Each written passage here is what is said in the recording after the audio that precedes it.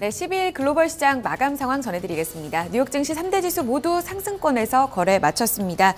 올해 들어서 다시 한번 수익권으로 올라선 모습이 나타났고요. 일단은 기준금리 인상에 대한 우려감, 그동안 증시의 발목을 잡았었는데 이날 발표됐었던 경제지표가 다소 엇갈린 양상 보이게 되면서 앞서 들으신 것처럼 기준금리 인상에 대한 우려감이 완화된 것이 호재로 반영됐습니다. 마감가 확인해 보시죠. 다우지수가 이날 1.47% 올랐습니다.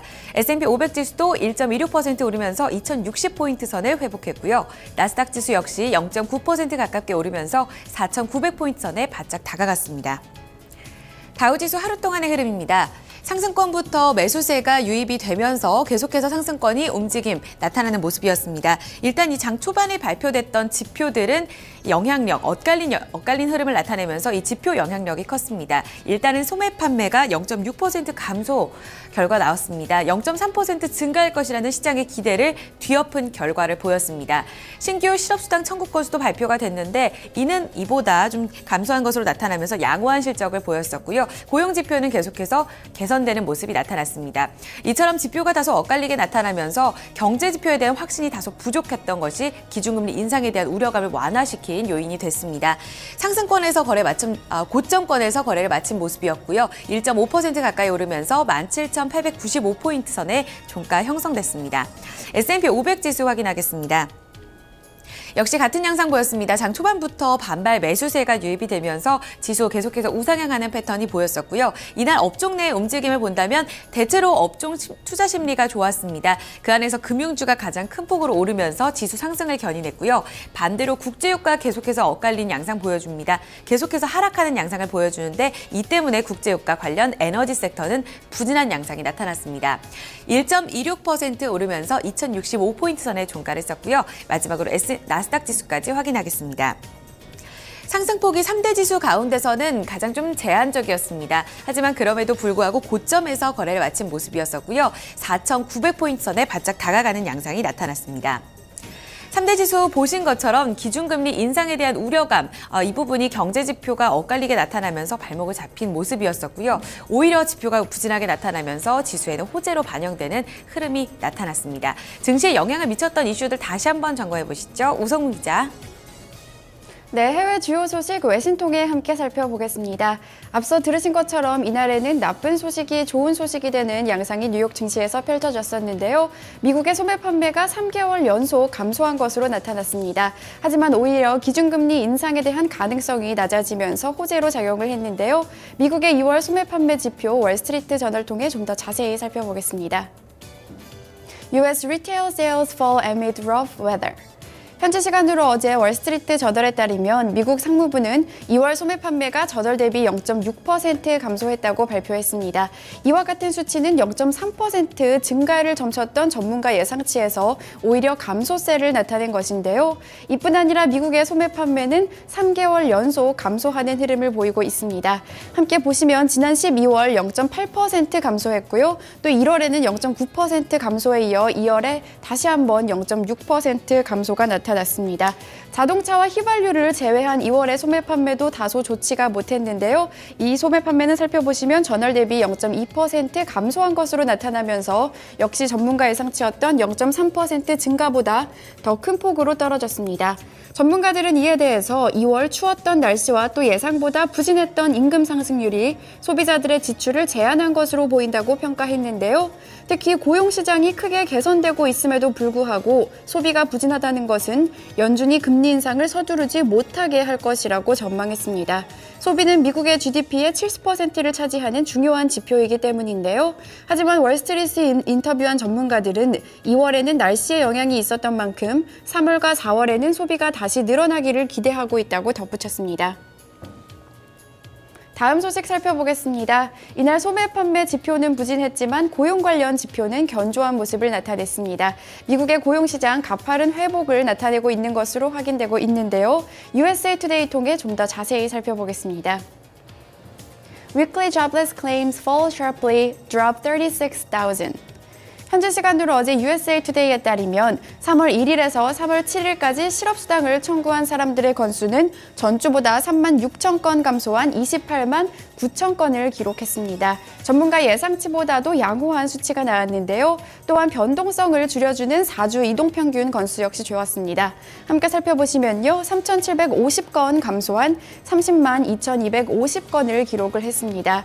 이 전주에는 30만 건이 넘어가는 다소 부진한 수치가 나오면서 일부 전문가들은 우려감을 나타내기도 했었는데요. 하지만 이에 대해서 전문가들은 2월에 한파와 눈폭풍 등 기상 악화가 일시적으로 영향을 미친 것으로 보인다고 평가를 했습니다. 또한 전문가들은 미국의 고용시장 회복세가 더욱더 가팔라져 있다고 평가를 했는데요. USA 투데이는 미국 경제가 1990년대 말 이후로 가장 빠른 속도로 일자리를 창출하고 있다고 전했고요. 또한 곧 임금 상승도 함께 수반되길 기대한다고 덧붙였습니다. 해외 주요 소식 외신 통해 함께 살펴봤습니다. 네, 자 이렇게 해외 주요 소식까지 좀 살펴봤고요. 지수별 흐름도 살펴봤습니다. 자, 그러면 지수 내 개별 종목들 주요 종목 마감 상황 저희가 또 살펴보도록 하고요. 이에 따른 외신 소식들도 함께 살펴보도록 하겠습니다. 다시 시황센터로 넘깁니다. 어이즈 앵커 우송 기자 계속해서 전해 주시죠. 네, 다우지수 내에 있는 30개 구성 종목 흐름부터 보겠습니다. 26개 종목 오르면서 압도적으로 상승 종목이 많았던 하루였습니다. 월트 디즈니를 포함한 26개 종목이 상승률 상위 종목에 이름을 올렸고요. 인텔과 마이크로소프트, 쉐브론 텍사코, 시스코 시스템즈 이 4종목만이 이날 시장 대비 부진했습니다. 상승률 상위 종목 다시 한번 점검해 볼까요? 이날 월트 디즈니가 가장 큰 폭으로 오르면서 지수 상승에 긍정적인 영향을 미쳤습니다. 이날 샌프란시스코에서 월트 디즈니의 주주총회가 열렸는데요. 전 세계를 얼어붙게 했었던 겨울왕국 이 후속편을 발표한다는 소식을 전하기도 했습니다. 첫 편에 참여했었던 공동감독 2명 모두 이 후속편에 참가할 것이라는 소식이 함께 전해졌고요. 기대감 고스란히 반영됐습니다. 4.16%의 강세였고요. 그 뒤를 이어서 금융주 좋았습니다.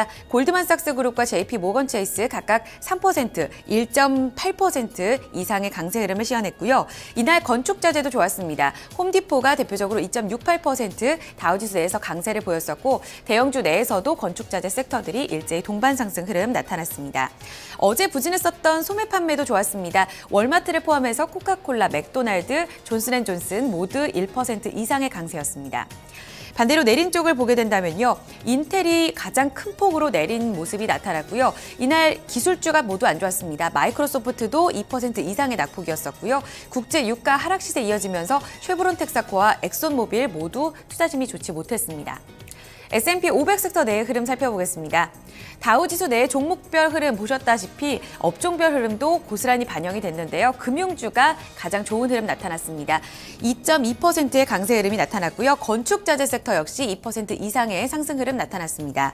그 뒤를 이어서 소매 판매와 바이오 헬스, 자본재와 산업재 그리고 반도체 종목까지 상승 종목에 이름을 올렸었고요. 반대로 국제유가가 추가적으로 밀리게 되면서 에너지 섹터들은 계속해서 갈피를 못 잡고 있습니다. 이날 추가적으로 0.6% 하락했습니다. 특징주 확인해 보겠습니다. 인텔입니다. 장 초반부터 크게 낙폭을 형성하는 모습이 나타났습니다. 장 초반에 뚝 떨어진 모습에서 개파락 출발을 했었고요. 이후에 저점 부근에서의 거래가 이어졌습니다. 강달러 영향에 실적 우려가 커졌고요. 또 글로벌 PC 판매가 감소하고 있어서 1분기 매출 예상보다 부진할 것이라는 전망을 제시했습니다. 4.7% 낙폭 형성하면서 30달러 선 지지한 채 거래 마감지였고요. 이어서 금융주 확인하겠습니다. 어제 미국 연방준비제도 이사회의 대형은행 스트레스 테스트 재무 건전성 평가가 있었는데요. 이 시티그룹 같은 경우에는 여기에서 떨어질 경우에는 CEO가 물러나게 된다 이런 우려감까지 있었습니다. 하지만 시티은행 간신히 좀 통과하는 모습이었었고요. 배당금 인상 계획안까지 함께 발표를 했습니다. 이 소식에 3.3% 강세 흐름이 나타났고요. 그 밖에 모건 스탠리는 자사주 매입 계획까지 발표하면서 6% 급등 시세 이어졌습니다. JP 모건 체이스와 골드만삭스 그룹, 웰스파고, US뱅코프 모두 1%에서 3%까지 동반 강세 흐름 나타났습니다. 보신 것처럼 이날 금융주를 둘러싸고 투자 심리가 굉장히 개선된 모습 나타났습니다. 이 금리 인상 우려감에서 벗어나게 되면서 전반적으로 업종 개선 심리가 나타났었는데요. 특징주들 다시 한번 점검하겠습니다. 우성문 기자. 네, 종목 주요 소식 외신 통해 함께 살펴보겠습니다. 앞서 들으신 것처럼 이날 인텔의 주가 큰 폭의 하락을 기록했는데요. 글로벌 PC 시장의 수요가 부진할 것이라며 올해 매출 전망을 낮춰 잡았기 때문입니다. 로이터 통신 통해 좀 더 자세히 살펴보시죠. Intel cuts revenue forecast as desktop demand weakens. 현지 시간으로 어제 로이터 통신에 따르면 인텔은 1분기 매출 전망을 하향 조정했습니다. 기존에 제시했던 137억 달러에서 128억 달러로 7%가량 하향 조정을 했는데요. 이에 대해서 인텔은 여러 가지 이유를 제시했습니다. 먼저 기업 컴퓨터의 수요가 하락할 것이라고 내다봤는데요. 특히 현재 거시 경제 상황이 어려운 만큼 많은 기업들이 새로운 컴퓨터 구매를 망설일 것이라고 설명을 했습니다. 이뿐 아니라 인텔의 반도체 부문 수요도 함께 줄어들 것으로 보인다고 인텔은 설명했는데요. 이뿐 아니라 이 수요 감소에 더불어 또한 이 달러 강세가 이어지는 건 역시 실적에 발목을 잡을 것으로 보인다고 설명했습니다.